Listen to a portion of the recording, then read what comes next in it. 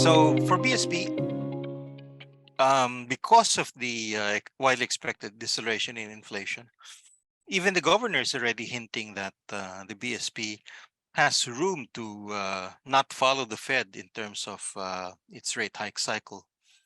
And in fact, in the last week, the governor said that two hikes definitely is being penciled in for the first two meetings, but it's possible that they can pause and not follow the Fed for the remainder of the year. And for me, it's very bullish. It's definitely very bullish for bonds, and I think that rhetoric from the BSP as well as decelerating inflation will make a very strong case for the fixed income securities this year.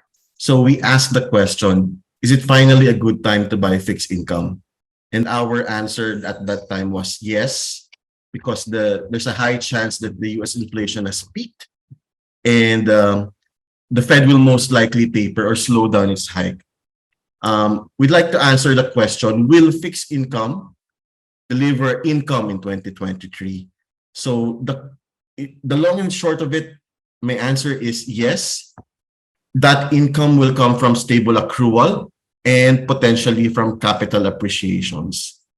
We think that there will be a slowdown in rate hikes and possibly a cut in policy rates locally sometime in the fourth quarter or late this year. And the implication of that is that it will pull down long end rates. Now, if again, just a review, if rates are going down, that will introduce a positive price return for bonds. Of course, decelerating inflation, that's the theme definitely for this year.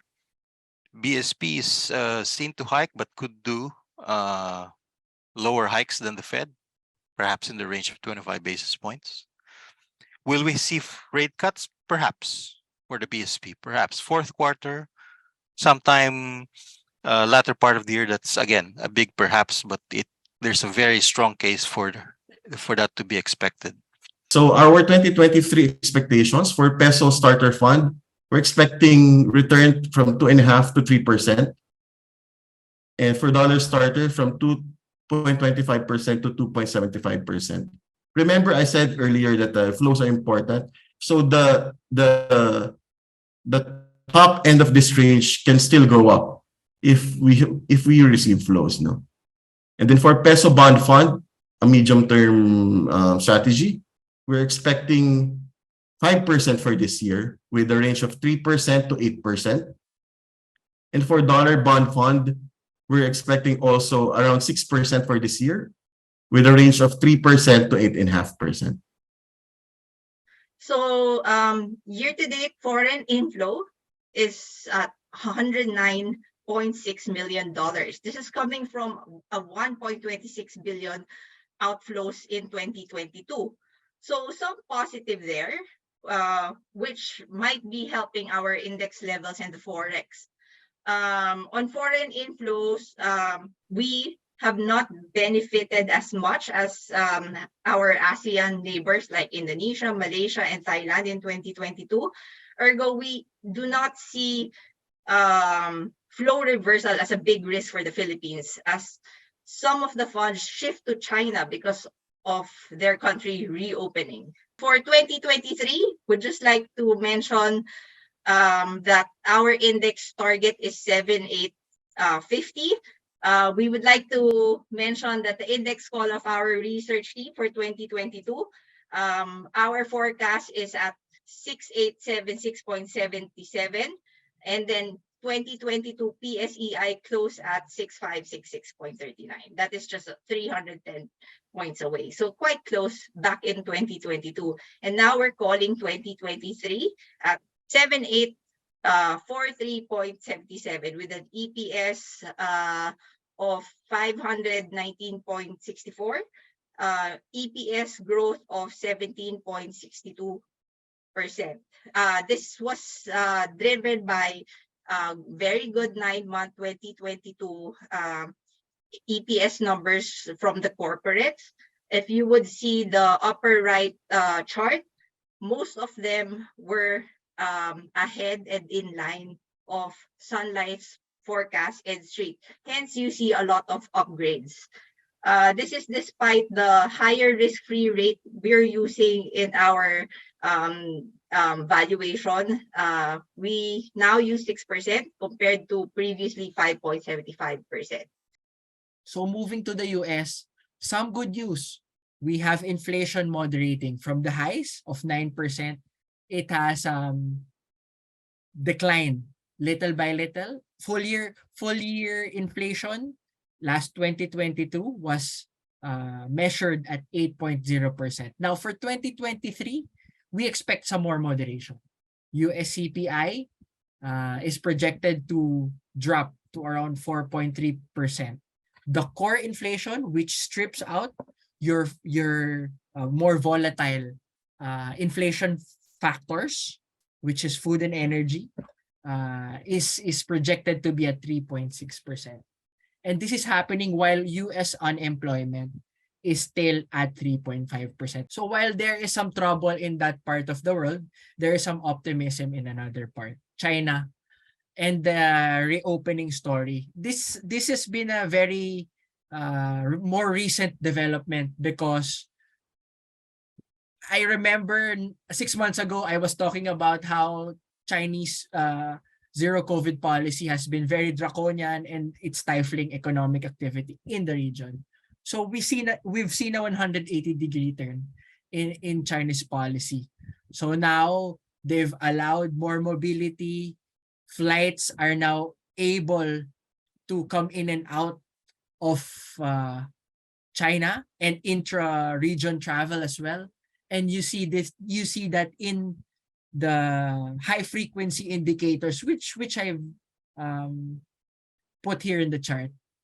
The bottom rightmost chart is just domestic passenger traffic growth, and you see them rebounding as well. Another thing I want to point out is, since last year, when the Chinese economy has continued to slow down, unlike developed markets, they didn't have an inflation problem. And so what they did is their central bank, the PBOC, started injecting liquidity, lowering interest rates, cutting reserve requirements, and that increased money supply. That money is being spent by the government, by consumers, and all actors in the economy to continue stimulating the economy. Now, this will take time. I guess Bon and some of my other previous colleagues have mentioned this rally at the start of the year for both bonds and equities has been quite surprising, to be honest. But we think that despite that rally in the start of the year, we think the valuations still look reasonable.